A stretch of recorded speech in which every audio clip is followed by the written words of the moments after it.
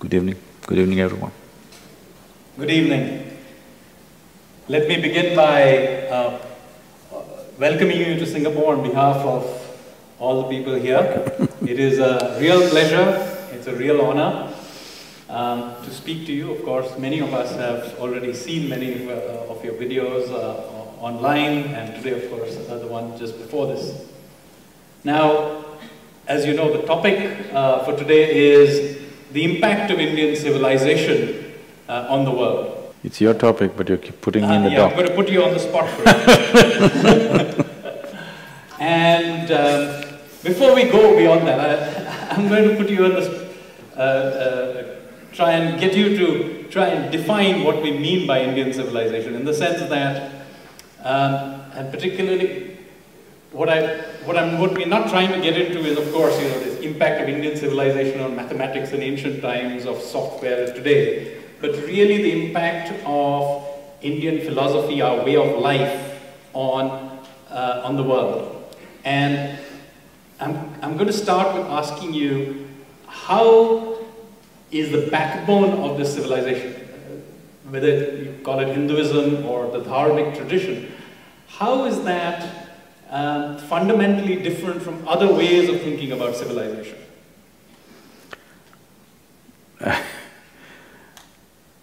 You use the word backbone. That is the essence of Indian civilization. It doesn't have a backbone. Because what a backbone means is, the form is determined. Your body takes on this form because the skeletal system is a fixed thing. You can change a little bit, you can make it big or small, but the skeletal system is a fixed thing. Nobody has changed the shape of their bones out here. They only can put on some flesh or reduce some flesh. So backbone essentially means that you become a vertebrate. Vertebrate means you can only change your form marginally, not completely ever. But the ethos of Indian civilization is, it's like an amoeba. It can change, it can integrate, it can drop with impunity. So, the essence of Indian culture is, it is not a vertebrate, it's an invertebrate. Okay, if we are an invertebrate, but there must be something that gives it a certain cohesiveness, surely. Otherwise, to say that it is an amoeba, there is a danger here that we fall back on saying, Hinduism is a way of life. And ultimately, it means nothing. So I'm going to have to press you on and try and get you to give me some things which I would say is more… This question is coming because both you and me and almost everybody here, whatever type of education they have received, fundamentally is Western. Largely, that's the only education system left, except for few small pockets. So when I say Western, I'm not talking about a particular nation or particular continent. We are looking at that aspect of life or that part of humanity which wants their life in straight lines. When we say Eastern, we're talking about that aspect of humanity which does not want to be put in between two lines. So, because the very way of thinking has become purely logical, irrespective of whether it makes life sense or not, being logically correct has become more important than having sense about life, how to conduct life. Everything is logically correct, but nothing works. People are just breaking their minds, trying to live their life, but it's correct. And today, the food industry on the planet is 7.6 trillion. The pharmaceuticals are 7.2 trillion. They tell me by 2017, pharmaceuticals is going to become larger than food industry on the planet. This clearly shows that our sense of trying to handle life in straight lines has not worked. Though we have great inventions, though we have all kinds of preventives for every kind of epidemics and pandemics we used to have in the past, still more people are sick than ever before. So this is what I mean by saying we are correct on everything, but it doesn't have any life sense. What we called as India is a profound sense of life, but we are never correct about anything. I think basically what you're describing is really a evolving ecosystem. It's a messy system. It's like… it's not messy, that is what a Western man would think. Okay.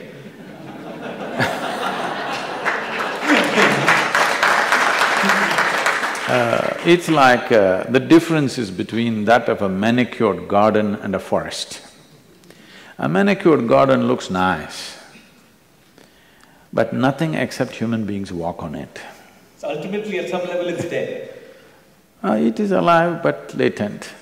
If you don't tend to it for 3 months, it's all gone. A forest is not like that, no tending is needed. If you come back after 1,000,000 years, it still thrives. But one who thinks in a linear fashion, a forest seems to be messy, forest seems to be chaotic. It's not chaotic, there is a very profound order, but that order is not in straight lines because it's an invertebrate order, now that you brought the spine into this picture. So I think that's a fabulous way of thinking about it, because basically what you're describing is a continuously churning, but there is an order in that churn. In a sense, it's an act of seeking, of innovating, it's a civilization really, it's a risk-taking civilization, would you say? A civilization that thinks of adventure? Now you're being an economist. If you use the word adventure, usually it means that you're taking a risk with your life. You're doing something risky which is a danger to your life, but you manage to come out of it, it's an adventure. If you don't manage to come out of it, it was a stupid action, all right? That's how it is. If you successfully come out of a dangerous situation, it's called an adventure. If you don't come out, you're just stupid. Isn't it? So if you do a stupid act successfully, you're adventurous. Or you're a risk taker. Or you're a risk taker. You're talking in economic terms? It could be an intellectual risk, or it could be… science is also intellectual risk. Intellectually there's no risk, that is the beauty of the intellect. You can do whatever you want, there's no danger. In your mind, you can do whatever you want, there is no danger. That is where the Indian ethos comes from. Human intellect was expanded in such a way, they looked at everything in every possible way because there was no danger. They did not believe in putting their physical body into danger because this is not something that you can create. If you destroy this, it's over. But in our minds, every concept we have, every philosophy we have, every idea we have, every ideology we have, we can crush it right now, this moment. Next moment you can come up with a whole new world. So our sense of adventure was purely intellectual, but the Western sense of adventure was all physical. Physical adventure can be… cameras can capture it, you can make a movie out of it. Intellectual adventures cannot be captured like that.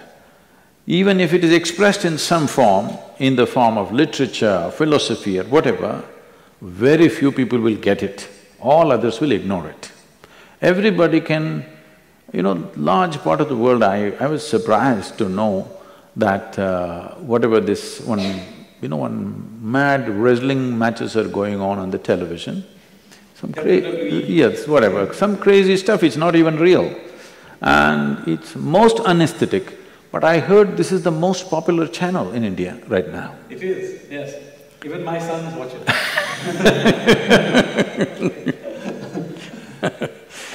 This is the most unesthetic thing, but it's popular because physical things are something that everybody can identify with, or instead of saying everybody, even the grossest mind will understand physical things. But intellectual adventures, it will take some level of appreciation, some level of refinement within you to understand the intellectual adventure. When I say intellectual adventure, let's look at it like this. It's not now. Even 5,000 years ago, if you go back to the times of Mahabharata, what they are speaking, even today in modern times, most people cannot come to terms with it. It's that revolutionary. But these adventures were done, people ignored everything. If you say, for example, 5,000 years ago, Harappa Mohenjo-daro, what did you read in your book, textbook? They had a very organized drainage system. But to build a city like that, how people should have been, what should their thought be, how should they be thinking, what were they doing, what was their trade? No, nothing about that, nobody read anything about that. Everybody reads very good drainage system Harappa Mohenjo-daro had. All of you must have read this, isn't it? And is an entire civilization about drainage system, I'm asking? No, I think that you bring up a very interesting point about civilization is more than, of course, the drainage system, but it's about a certain spirit. I'm sure in the minds of the people who lived in those cities, drainage was the last thing on their mind. No, I agree with you. And in fact, one of the interesting things about Indian civilization is that this intellectual adventurism or culture that you just described was enormously attractive because it spread across the world, taken by Indian merchants. Of course, we now live in this part of the world. We are in a city called Singapura, the Lion City. The very name is… And in fact, the largest Hindu temple in the world is not in India, but in Cambodia, Angkor Wat. And all the way across through to Korea, where in fact many people may not realize, but Koreans say that their civilization starts with a Korean prince marrying a princess from Ayodhya. So this is certainly a very attractive… Don't tell me North Korea came from North India and South Korea came from South.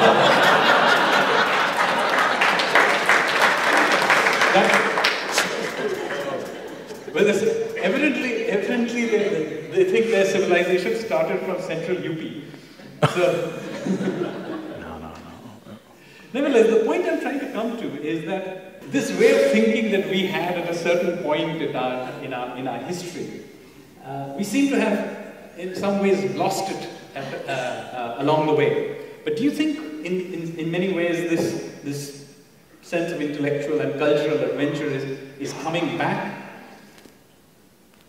You cannot say it's coming back, it can be brought back. Is it coming back? I don't think so, not in a large scale, very small pockets here and there. Should it come back? If you are interested in true well-being of humanity on the planet, it must come back. Because from simplest things, everything that we have done in the world today, the style of or the mode in which we are doing today. For example, one biggest thing that everybody is talking about today is about your subject, economics. The economic engine of the planet is driven all by more and more and more. But physical world is a world of limited quantities. More is only destructive. More was possible, was thought of by a certain group of people in the world when they believed they will enslave the entire world for their well-being. When that was the basis, more was possible. You could always make other people have less and you have more. There is no question of entire population on the planet having more. It's totally out of question because there is no more. So, these flaws, if they have to be fixed genuinely, before… India is getting rapidly westernized, okay? Many parts of India, urban India is more west than west, all right? It's more American than American, many people in the country. So before it becomes an all-encompassing thing, we must bring it up, not for the sake of preserving our nation's culture. I am personally not identified with any nation or any piece of geography or history for that matter. But this is the only culture which has nurtured seeking. It is… if you look at fundamentally why India was recognized as one country, though at times politically it was nearly 500 entities, at the same… in spite of that, people from outside recognized this as Bharat or Hindustan or as one nation, and people within the country also felt they're one nation, though they were ruled by various kings, is just this. Always this land has been a land of seekers, never a land of believers. Fundamentally, the difference between seeking and believing means, seeking means you have realized that you do not know. I do not know is the basis of seeking. Believing means what you do not know, you have chosen to assume and concretize your assumptions and put God's seal on it, finished. Once you put divine seal on your stupidity, you can never come out of it, okay? Yes, once you get heavenly approval for all the stupid things that you do, there is no way out for you, you're stuck. Here, this is a culture where even if God appeared or somebody appeared whom you believed is God, still they cannot give you commandments, this is the thing to do. Well, for example, the most famous book probably is the Gita in India. Well, he is supposed to be God himself, whatever he says, the other guy is arguing and arguing endlessly, asking 1,000 questions, because even he cannot give commandments to him. It has to make logical sense to him, otherwise he's not going to take it. This is not today's culture. 5,000 years ago, this is the way we have been. This is the way we are right now. But today, because we have been, 250 years ago or 300 years ago, we were the strongest economy on the planet, everybody wanted to come to India because it was the richest nation. Well, last 10, 15 generations, we have fallen on bad times. Because of that, nobody listens to what you're talking. Slowly it will change, because in the world, if your voice has to be heard, first thing you must be successful. There is no substitute for success, unfortunately. It doesn't matter what brilliant things you're talking about, unless you're speaking from the platform of success, nobody is willing to listen to you. But the idea of seeking is quite an interesting one, taking that in some sense it's a very postmodern, in fact post-industrial idea about how to think about the world, which is essentially that we poke every assumption of our lives or ideologies and we try and dissect it. Now, there is one danger in this, in that it can lead to you becoming negative, or even begin to think that sort of mysticism is some sort of a monasticism, i.e. meaning, that is surely not what you're trying to say here. It's not a self-denying way of life that you are describing. Tell me, if you don't take out your 12-cylinder car today and you chose to go on a bicycle, is it self-denial? Or is it eco-sensitive? It depends who is looking at you, right? Somebody chose to sit in a place under a tree and he was happy sitting under a tree. Why do you call it self-denial? He might have found something that you not imagined possible. He has found something which you cannot even imagine. That's why sitting under a tree, he's fine. So many of these ideas that you are telling us, I believe some of it came to you while you were since you mentioned bicycles, but maybe on a mobile, crisscrossing India. So it would be wonderful if you could give us some sense of what is it that really you found as you crisscrossed this country that inspired you to begin thinking like this? Initially, I did most of South India on my bicycle.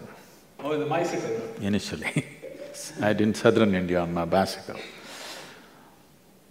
I was planning an expedition on my bicycle to Moscow. Okay. Okay. But then my father a little lost his mind, thinking how I will go to Moscow on my bicycle. Two of my friends went. They came back after all nearly 4 years. being on the they bicycle. actually made it. They made it.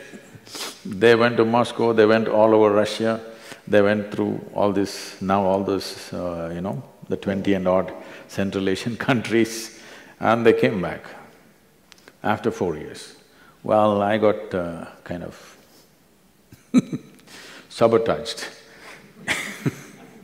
Anyway, my travels, I was just flipping through your geography history book, This geography and history is a little… I had a joke for you, it's okay? Yeah, sure. A novice bank robber wanted to try it on a gas station first. So he walked into the gas station, pulled out his gun, and he put his gun to the salesperson and said, "All the cash, otherwise your geography."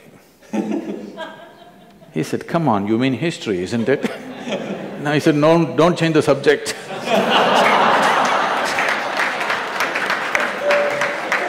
So when I was reading your book, I thought of this, okay.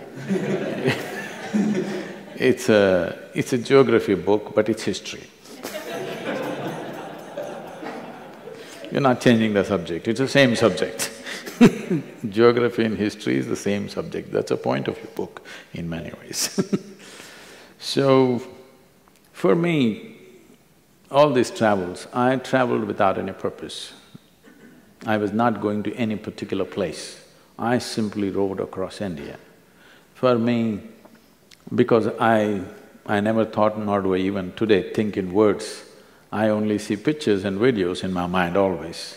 Even today, what I did those many years ago, I remember every feature of land. It's very difficult to explain this. I'm not talking about some great mountain or river or a waterfall, not like that, those definitely I remember. I'm talking about every corner, one little outcrop, one little bird was sitting on the tree, one small this, one anthill here, one there. It's just in my mind. This is the biggest pleasure for me. When I want, I play back. Just simple terrain. The land just took my heart away, just looking at the land. Then came people for me, because in my mind, in my experience, everything I look at it is all… first of all is geometry for me. If I look at a human being, first thing is I look at the various aspects of geometry, and if I look at them right now, I will tell you in 10 years what problem they will have. Because if their geometry is okay or not okay, is so visible. The very way they sit and stand, you can see what are they going to get or not get. Because geometrically, whether it's right or wrong, the entire physical existence is a consequence of geometry. Only what is geometrically right will last. What is not geometrically right will not last. How long something lasts simply depends upon whether it's geometrically correct or not. I think they were showing those buildings. It is all about geometry for me. And the very word yoga means this, that you align your physical geometry with the cosmic geometry, suddenly what is there is here also for you because you're properly aligned. So when I looked at the terrain, which at that time only India, now I traveled all over, but at that time when I traveled, it was all about geometry, how a little rocks… I'm not talking about huge, massive, monumental rock. I'm talking about a little stone was sitting as I was riding from the corner of my eye, I saw that stone still lives in my mind. So this is how I just absorbed India into me. Then it came to people. I just ride into some village, walk into some home, any home. I just walk in and I say, I'm hungry. They would look at me, who is this guy? But they said, okay, and they would arrange a meal for me. I would eat there, and if I wanted to sleep there, right there, either if they allowed me in the house or just outside the house, I slept there and early morning I was off again. So for me, I never introduced myself, nor many times I never asked their names, nor did I exchange email ID because there wasn't one at that time. There was no need to again reach back and contact them, nor did they have any need to know who I am. It was just like that. This is India. Just come together as if You belong to them. Tomorrow morning you're gone, like you never existed. This is how I traveled. Very, very rare, you know. In these entire travels, I remember maybe 5 or 6 times I stayed in a hotel room. Otherwise, I slept in anybody's home or sometimes just outside in the town. In the center of the town I would sleep, people would come and ask, who, what, this, I'm traveling like this. Somebody would take me and give me food because I'm saving every rupee for more gas. More gas means more miles.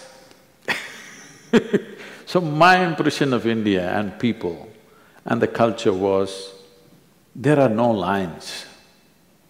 If you don't carry lines, there are no lines. A lot has changed since then, of course. So many things have happened, people are suspicious about each other, there has been terror attacks, there are bombs, everybody wants to frisk you from top to bottom now. So many things, that's because of the events that have taken place.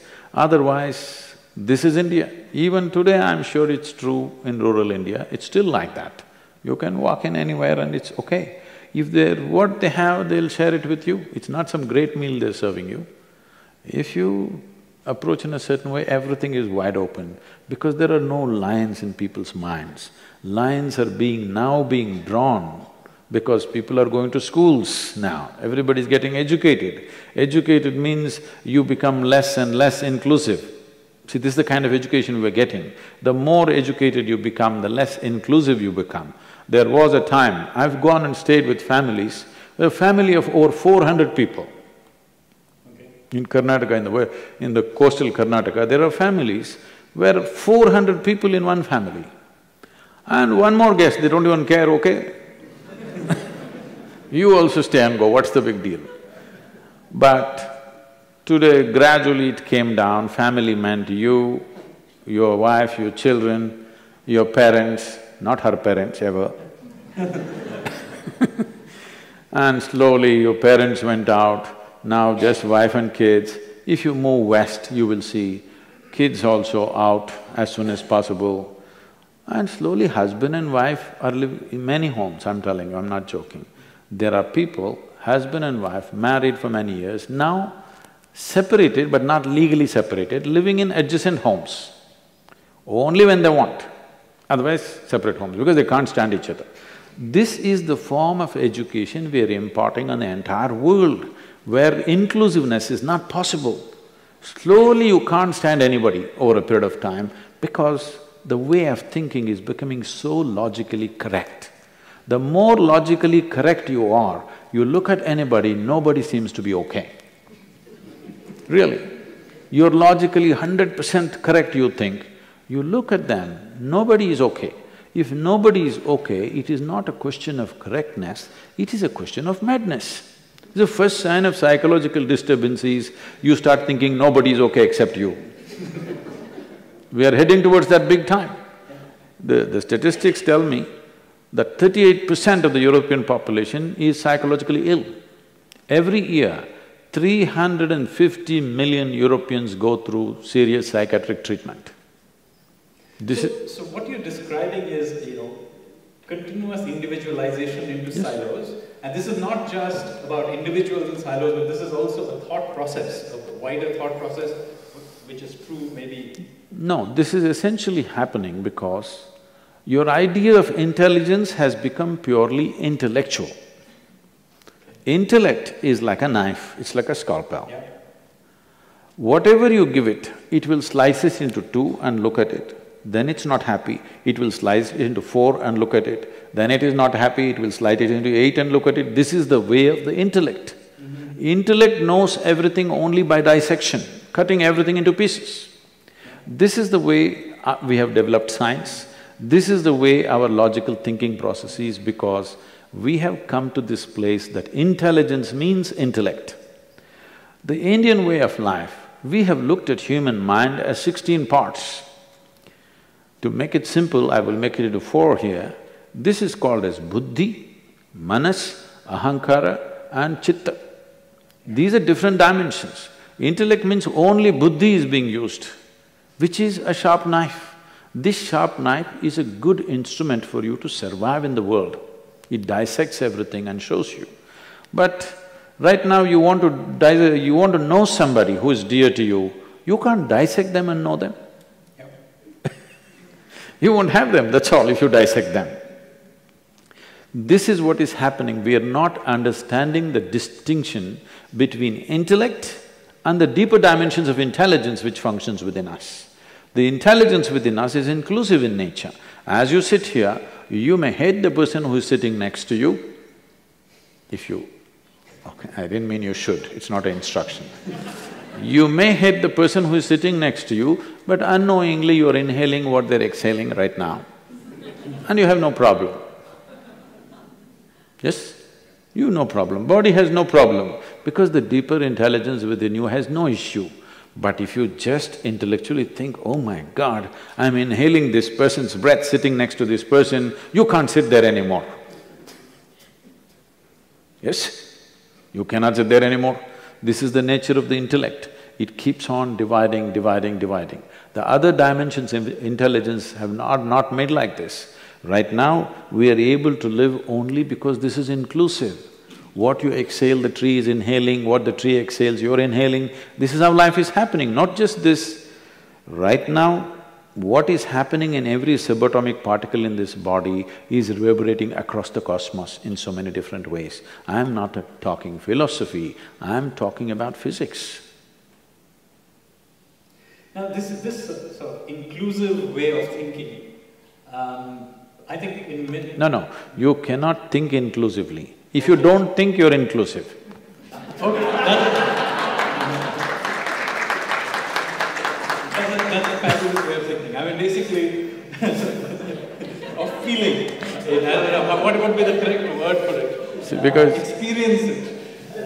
Perhaps the… People ask me, Sadhguru, what are you usually… Today morning I'm doing an interview with some FM radio in India because it's a Tamil New Year's Day is coming. Sadhguru, what is your thought process most of the time when you're not teaching or speaking? I said, I don't have any. I don't think. What is there to think? I don't know. I don't think, that's all.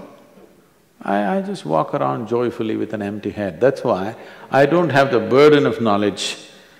I've never felt burdened by it because I don't carry it, first of all. I don't have a single thought in my mind, most of the time. Nevertheless, I mean, there is a certain art to it that must surely be…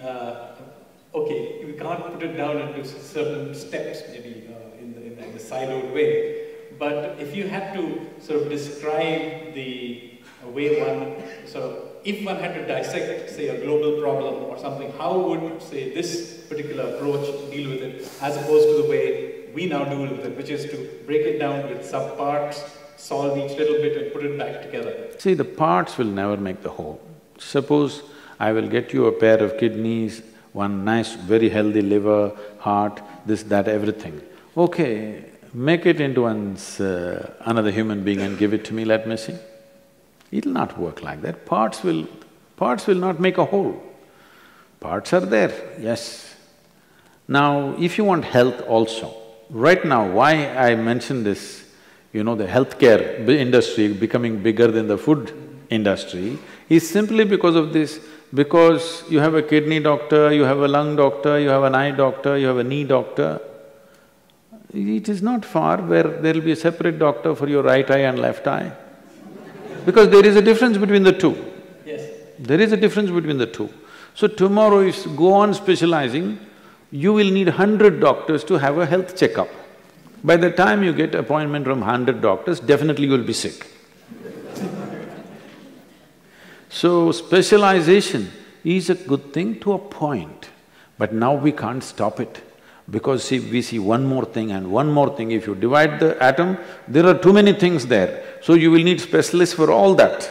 By the time you get there, you will get lost because the sophistication of the physical creation is such, for every atom you will need one specialist, and for every subatomic particle you need further specialists. So at that rate, what will you know, I'm asking? You will not know anything. There is another way to know everything. Simply by embracing something, either by dissection you know, or by embrace you know. You know life only by inclusion. Dissection is an exclusivity process, elimination process. But if you want to know these people, you know them only by inclusion, not by elimination, isn't it? So what is good for material things, you're trying to make it happen for every aspect of life. Life does not work like that. If you give this flower to a scientist, first thing he will do is he'll rip it apart. Yes, that is the way he will study it. But you miss the point. Yes, he will know all parts of it, but he won't know the flower. Yeah. But the beauty of the flower, everything that you need to know about life, in a way this flower is the peak of that plant's life, isn't it? Yes. Instead of absorbing that, instead of including that within you, because every life's aspiration is only to reach the peak of whatever this life is possible, isn't it? Yeah. Whether you are an earthworm or a grasshopper or a flowering plant or a mango tree or a human being, the only aspiration is to become a full-fledged piece of life, isn't it? By elimination will that happen. So now a global problem, if I don't break it down, how do I know? Only because you're breaking it down, problems are multiplying. Okay. You know, in India, they talk about certain forces like Mahishasura or somebody. The stories are, if one drop of blood falls on the ground, one more guy will rise. Another drop falls, another guy will rise. That is what it is. Rakta Bija. Huh? It's called Rakta Bija. Yes. I'm saying the Rakta Bij is all we're doing, we're only complicating the world like never before. We're not solving problems, let's at least admit that. We're having sophisticated explanations for our problems. Problems are not gone, isn't it? So I'm going to change tack a little bit here. And you know, most of us here live in Singapore. We have, many of us have children who we are bringing up in Singapore, outside of India. And we want to take some of this line of thinking and pass it down to them. What are the one or two things that you think are the critical parts of our culture and civilization that I think we should try and get them to imbibe? I see both your boys are in kurta at least.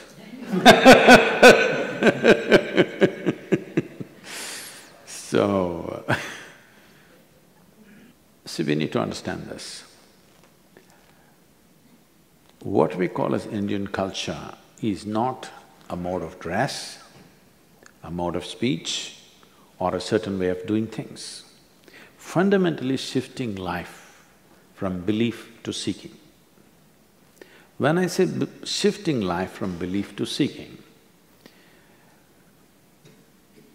people feel their life is strong when they believe something. All these days they've been talking about believing in God. These days it's become a fashion to say, I believe in myself. You believe in things that you do not know. You can't believe in something that's here, either you know it or you don't know it, isn't it? Yes or no? This is all the option is, either you know something or you don't know something. Because you're unwilling to admit you do not know, you say, I believe in it, because it gives you confidence, but confidence without clarity. Confidence without clarity is a disastrous process. If you have clarity, you will see everything the way it is. If you don't have clarity, at least you must have hesitation. But if you have confidence without clarity, you don't see a damn thing, but you're dead sure. There are too many people like this, believe me.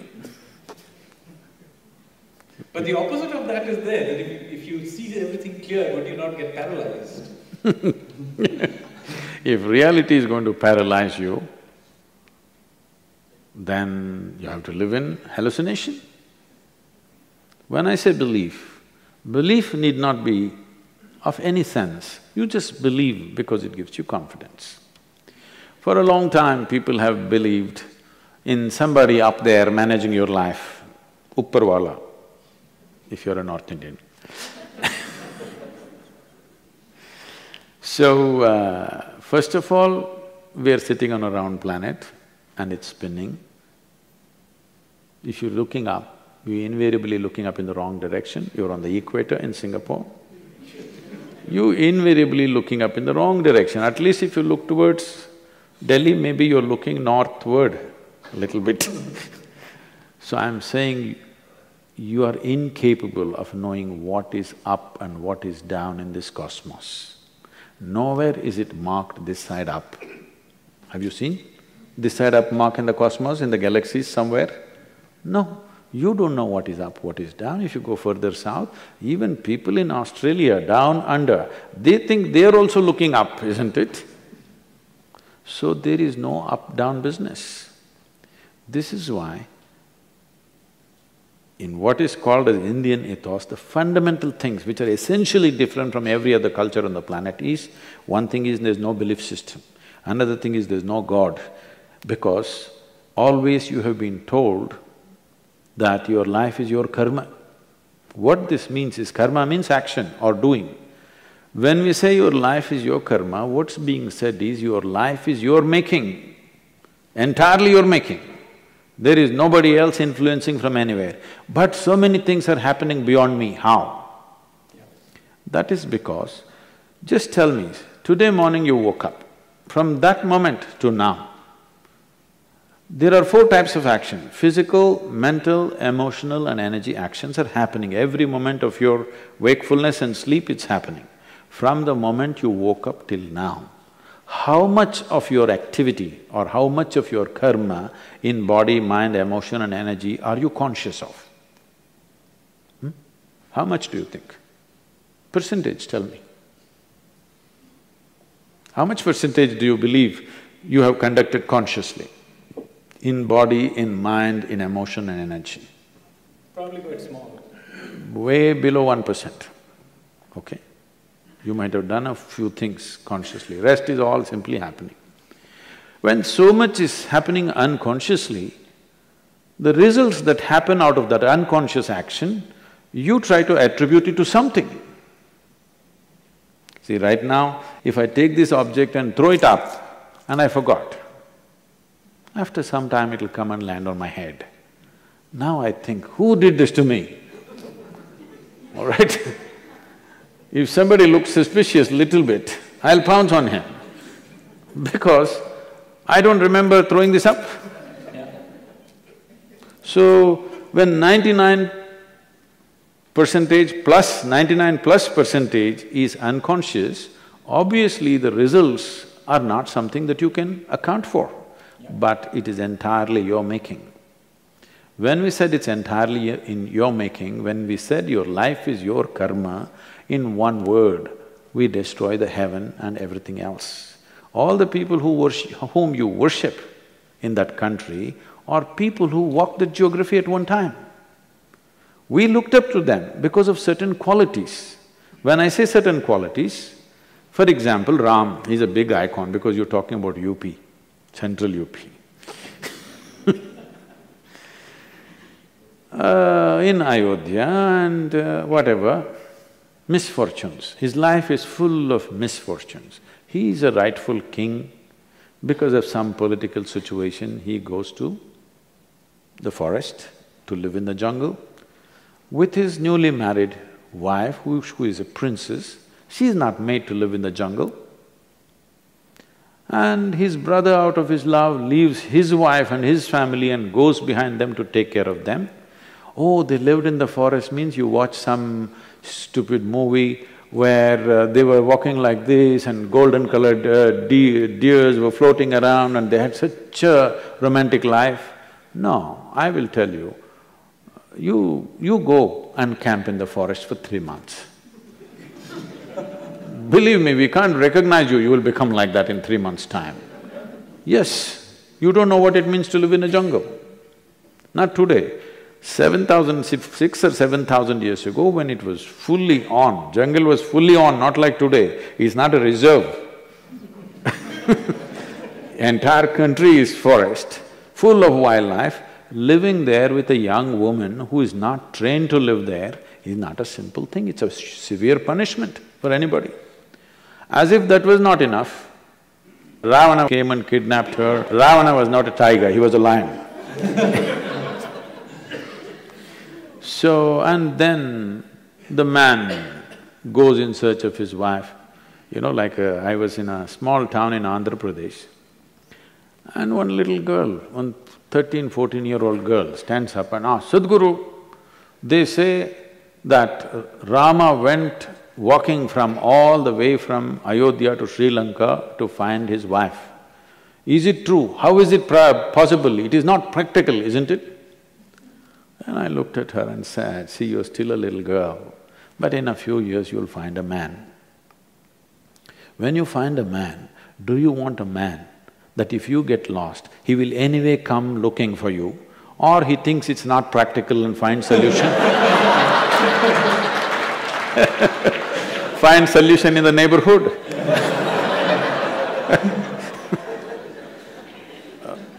Oh, she knows. She wants a man who'll come in search.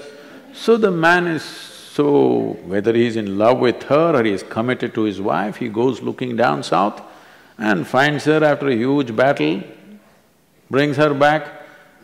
She is fully pregnant. Again some political situations, again he sends her to the forest. She bears children in the jungle, he doesn't know whether it's boys or girls, no sonogram. He doesn't know whether it's boy or girl or boys or girls. She delivers twins and he doesn't know. And then he wages a war. He gets into a battle with these boys, not knowing they're his children. He could have killed them. If you kill your own children, it's the worst tragedy that can happen in your life, isn't it? He was almost on the verge. He could have killed them. Fortunately, he did not kill them. But if he had killed, he wouldn't know he would have killed, because he went out to kill them. With the intent of killing them, he went out, but somehow he did not succeed, and then she died in the jungle, he never saw her face. Do you call this a successful life? I'm asking you. You must say something, otherwise I'm going to bless you. Do you call this a successful life? No. But we worship him. We worship him not because he was a super success of the day. We worship him because it doesn't matter what life threw at him. He remained the same, equanimous. No matter what anybody did to him, he maintained his dharma of being who he is. So we bow down to him. It doesn't matter, because what life does to you is not always your choice. What you do is your choice. This is what karma means. So he was completely in charge of his karma. World did all kinds of things to him, but he remained the same. He never became bitter, he never became hateful, he never became angry. He continued to do what he was required to do without being pulled off track. So for that quality we worship him, because when we said our samskriti, you must understand the word samskriti. Sam means equanimous, it also means exuberance. Kriti means to do life in an equanimous and exuberant way. Equanimous not in a death-like way, exuberant not in a drunken way, equanimous but exuberant. If you conduct this life like this, this is called as Bharatiya Samskriti. So he is an epitome of that. All kinds of things were done to him, the worst kind of things. What worse things can you happen to you than other than what happened to Rama's life? Tell me, series of tragedies, isn't it? Disaster after disaster, but he is in samskriti. He conducts his life with full involvement and equanimous. It doesn't matter what his personal tragedies are. So this is why we worship him, not because he was a super success. So our idea of success is this: if a man can go through this life untouched, no matter what happens, poverty comes, wealth comes, success comes, failure comes, he goes through it untouched, maintaining who he is, without losing his humanity, then we say he's a successful man, then we say he's a Mahapurush. So Rama is worshipped for that. Fabulous. This is a great point.